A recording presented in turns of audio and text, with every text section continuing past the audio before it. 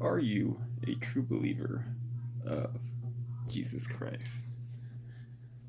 Now, I ask this question because a lot of people say that they're a true believer, but are they really? Now, people do have hard lives. Some people, most people. But yes, we do have hard lives. And I say this because if you are a true believer of God, how do you know? If you are in the midst of frustration and you curse God, are you a true believer? Are you a believer who thinks God is a genie? God's not a genie. God is the person who gives you what you need at the time that you need it. You guys liking my shirt? Batman, Superman, Flash. All right, let's get back on the topic. Now, anyways, when you're a true believer, you don't talk bad about God when you don't get your way. You don't talk bad about other people when you don't get your way. And you don't try to victimize your circumstances to make everyone feel sorry for you. Yeah, because when you are a true believer of God, a child of God is no victim.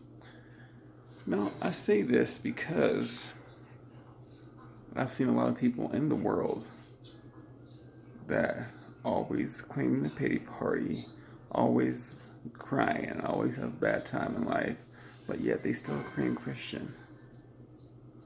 Obviously, you worship your emotions more than you worship God.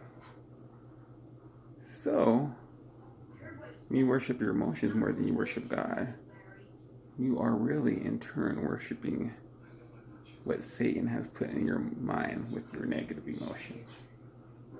Now, I've had a hard time with letting other people bring me down and be negative, but when you let that other person bring you down and be negative, you're making that person your God. Because now you're letting their emotions dictate who you are as a person and your beliefs and your faith. A true believer and a true man that has faith, a true believer and a true man that has faith, man or woman that has faith, will not let these things stand in their path of righteousness. There was a great philosopher that said, I'm just paraphrasing. I'm just not word for word, and I can't remember who said it. He was saying that when you get angry, you can't control when you get angry, but you can control how you respond to it and how long you hold on to that anger. As people, we tend to have emotions that we can't control at that time being. But does that necessarily mean that we're going to act on it? And if we do act on it, that means those emotions are in control of us and we are not in control of our emotions. That means we put our emotions above everybody and everything.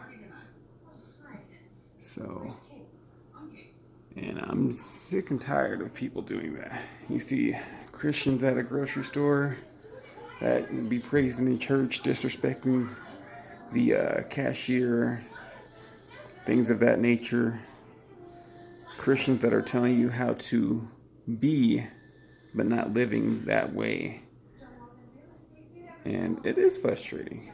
And how do you differentiate yourself, make yourself different from other individuals? Because they say you are who you hang around with, right? So, number one is you want to distance yourself from negative people. And if you have negative people in your family, or even yet your spouse, or even your wife or your husband, you want to let them be as negative as they want.